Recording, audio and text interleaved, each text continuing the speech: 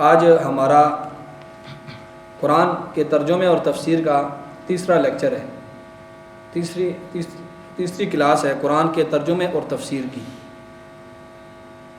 اور پہلے لیکچر میں سورہ فیل کا ترجمہ اور تفسیر ہوئی تھی، اور دوسرے لیکچر میں سورہ قریش کی تفسیر اور ترجمہ ہوا تھا، اور آج تیسرا لیکچر ہے، اس میں سورہ ماعون جو مکی صورت ہے، مکہ میں نازل ہوئی، تو اس کی ترجمہ لفظی ترجمہ، پھر اس کے بعد تھوڑی سی تفسیر ہوگی۔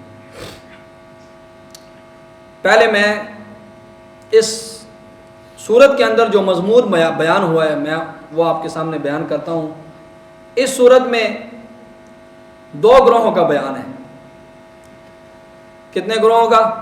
دو گروہوں کا، ایک کافر کا بیان ہے اور دوسرا منافقین کا بیان ہے، اور یہ دونوں گروہ یہ کافر اور یہ منافقین، یہ دونوں آخرت کے منکر تھے، آخرت کو نہیں مانتے تھے، آخرت کو جھٹلاتے تھے۔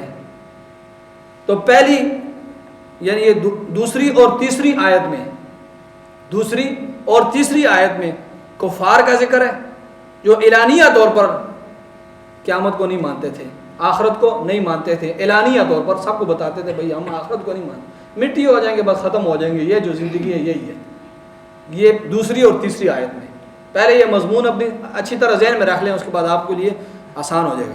اور بقیہ جو 4 آیات ہیں اس میں منافقین کا بیان ہے، جو منہ سے تو کہتے تھے کہ ہم مسلمان ہیں، لیکن دل میں آخرت کا انکار کرتے تھے، آخرت کی جزا اور سزا، ثواب اور عقاب کا انکار کرتے تھے۔ تو پہلی جو دوسری اور تیسری آیت ہے یہ کس کے بارے میں؟ کافروں کے بارے میں، جو اعلانیہ طور پر کہتے تھے کہ بھئی ہم آخرت کو نہیں مانتے۔ اور بقیہ جو 4 آیات ہیں اس میں منافقین کا بیان ہے، جو سامنے تو کہتے تھے، جب فائدہ نظر آتا تھا تو مسلمانوں کے ساتھ ہو جاتے تھے، جب کفار کے ادھر فائدہ نظر آتا تھا تو وہاں پر ہو جاتے تھے۔ تو لیکن یہ اعلانیہ طور پر نہیں کہتے تھے کہ ہم آخرت کے منکر ہیں، لیکن دل میں ان کا یہ منکر تھے، آخرت کے، یہ سزا اور جزا کے مطلب منکر تھے، اور عذاب اور عقاب کے یہ منکر تھے ثواب کے لحاظ سے۔ تو یہ اس کا مضمون ہے۔ اور اسی جو ہے آخرت کے انکار کی وجہ سے ان دونوں گروہوں میں 2 قسم کی خرابی تھی۔ پہلی خرابی یہ تھی کہ آخرت کے انکار کی وجہ سے یہ اللہ کے احکامات کو فالو نہیں کرتے تھے، اللہ کے احکامات کو نہیں مانتے تھے۔ جب آخرت کا انکار ہے، آخرت کو ماننا نہیں ہے، تو جو زندگی ہے یہ اس میں مزے کرو بس۔ تو اللہ کے احکامات، آخرت کے انکار کی وجہ سے اللہ کے احکامات کو یہ مانتے نہیں تھے اور اس پر عمل نہیں کرتے تھے۔ اور دوسرا نقصان یہ تھا کہ حقوق العباد میں بھی یہ کوتاہی کرتے تھے۔ تو 2 قسم کے آخرت کے عقیدہ نہ رکھنے کی وجہ سے 2 قسم کے ان میں خرابیاں تھیں، ایک حقوق اللہ کی ادائیگی میں کوتاہی اور حقوق العباد کی ادائیگی میں کوتاہی۔ اور اس کی بنیاد کیا تھی؟ آخرت کا انکار۔ کیونکہ جو شخص آخرت کے ہی کا منکر ہو تو اس نے کسی پر احسان کرنا یہ تو اس کے ذہن میں نہیں ہوتا، وہ تو سمجھتا بس میرے پاس جو مال ہے یہ میں خود ہی اپنے اوپر استعمال کروں، جو لوگوں کو دیتا ہے تو وہ اس سوچ سے دیتا ہے کہ اس کا بدلہ مجھے آخرت میں ملے گا۔ لیکن جو آخرت تک کا منکر ہے تو وہ نہ نماز پڑھے گا، اللہ کے احکامات کو بھی نہیں پورے کرے گا، کیونکہ اس کو پتہ ہے میں نے ختم ہو جانا ہے، اور ساتھ ساتھ وہ کسی کو نہ زکوٰۃ دے گا نہ کسی کو مال دے گا، کیونکہ اس کو پتہ ہے کہ بس جو میں نے کھا لیا ختم ہو گیا، بس دوسرے کو دینے کا کوئی فائدہ نہیں ہے۔ تو اس صورت میں یہ بتایا گیا کہ ان آخرت کے عقیدہ نہ رکھنے کی وجہ سے یہ 2 خرابیاں پیدا ہوتی ہیں۔ اور جو لوگ آخرت کا عقیدہ رکھتے ہیں، ہمیں یہ بتایا گیا کہ جو لوگ آخرت کا عقیدہ رکھتے ہیں وہ ان دونوں احکامات پر پورا اترتے ہیں، وہ اللہ کے احکامات کو بھی پورا کرتے ہیں اور حقوق العباد کے معاملے میں بھی پورا اترتے ہیں، کیونکہ انہیں پتہ ہے کہ کل ہمیں قیامت کے دن اٹھایا جائے گا اور ہم سے حساب و کتاب ہوگا، اللہ اپنے احکامات کے بارے میں بھی حساب و کتاب لے گا اور حقوق العباد کے بارے میں بھی حساب و کتاب لے گا۔ تو جو سب سے بڑی خرابی ہے، جو بنیاد ہے، وہ یہ ہے کہ عقیدہ، آخرت کا عقیدہ رکھنا۔ تو جو شخص آخرت کا عقیدہ رکھے گا تو وہ حقوق اللہ بھی پورا کرے گا اور حقوق العباد بھی پورا کرے گا. لیکن جو آخرت کا عقیدہ نہیں رکھے گا وہ حقوق اللہ بھی پورا نہیں کرے گا اور حقوق العباد بھی پورا نہیں کرے گا. اور یہ مکہ کے جو مشرکین تھے یہ آخرت کا عقیدہ نہیں رکھتے تھے. یہ کہتے تھے ہم یہاں پر ہی مر کھپ جانا ہے, ختم ہو جانا ہے, مٹی ہو جانا ہے, بس جو زندگی ہے وہ یہی ہے. تو اب لفظی ترجمے کی طرف آئیں. یہ میں نے آپ کے سامنے مضمون پورے سورت کا مضمون بیان کیا.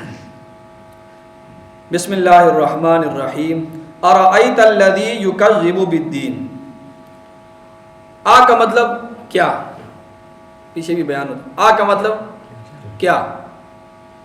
رأیتا, رأیتا کا مطلب تو نے دیکھا. رأیتا کا مطلب تو نے دیکھا, جس طرح ہم نے پیچھے پڑھا تھا تارا, آپ نے دیکھا. رأیتا کا مطلب آپ نے دیکھا یا تو نے دیکھا. اور اس رأیتا کو آپ یاد کر سکتے ہیں, اردو میں ہم کہتے ہیں رؤیت ہلال کمیٹی. وہ چاند کے دیکھنے کے لیے جو کمیٹی معمور ہوتی ہے رؤیت ہلال, تو وہ دیکھتی ہیں چاند کو. تو اس چیز کو ذہن میں رکھ کر آپ کو یہ ترجمہ, یہ لفظ آپ کو یاد ہو جائے گا. رأیتا کا مطلب تو نے دیکھا. تو ارأیتا کیا تو نے دیکھا. الذی اس شخص کو جو کہ, الذی کا مطلب جو کہ, الذی کا مطلب جو کہ, یکذب, یکذب کا مطلب جھٹلاتا ہے. یکذب کا مطلب جھٹلانا. ہم یہ اردو میں بھی استعمال ہوتا ہے, گاڑی اردو میں تکذیب کر رہا ہے یہ شخص. یکذب کا مطلب جھٹلانا. بالدین, دین کہتے ہیں قیامت کے دن کو, روز جزا اور سزا کے دن. ہم کہتے ہیں نا سورہ فاتحہ میں مالک یوم الدین, مالک ہے قیامت کے دن کا, روز جزا اور سزا کے دن کا مالک ہے. تو وہاں سے آپ یاد رکھ سکتے ہیں اپنے ذہن میں. دین کا مطلب قیامت, آخرت کا دن. تو اب اس کا ترجمہ سنیں. ارأیت الذی, کیا آپ نے دیکھا ہے, الذی اس شخص کو جو کہ یکذب بالدین, قیامت کے دن کو جھٹلاتا ہے. قیامت کے دن کو جھٹلاتا ہے. کیا آپ نے دیکھا ہے اس شخص کو جو کہ قیامت کے دن کو جھٹلاتا ہے. فذالک الذی یدعو الیتیم. فا کا مطلب تو یا پس, ذالکا وہ, ذالکا کا مطلب وہ, اور الذی جو کہ, الذی کا جو کہ وہی پیچھے لفظ ہے. اور یدعو, یدعو کا مطلب دھکے دینا. یدعو کا مطلب دھکے دینا. اور الیتیم, یتیم کو کہتے ہیں, ہم اردو میں بھی استعمال کرتے ہیں. تو فذالک الذی یدعو الیتیم, تو یہی وہ شخص ہے جو کہ یدعو الیتیم, یتیم کو دھکے دیتا ہے. ٹھیک ہے. فذالک الذی, تو یہی ہے وہ الذی جو کہ یدعو الیتیم, یتیم کو دھکے دیتا ہے.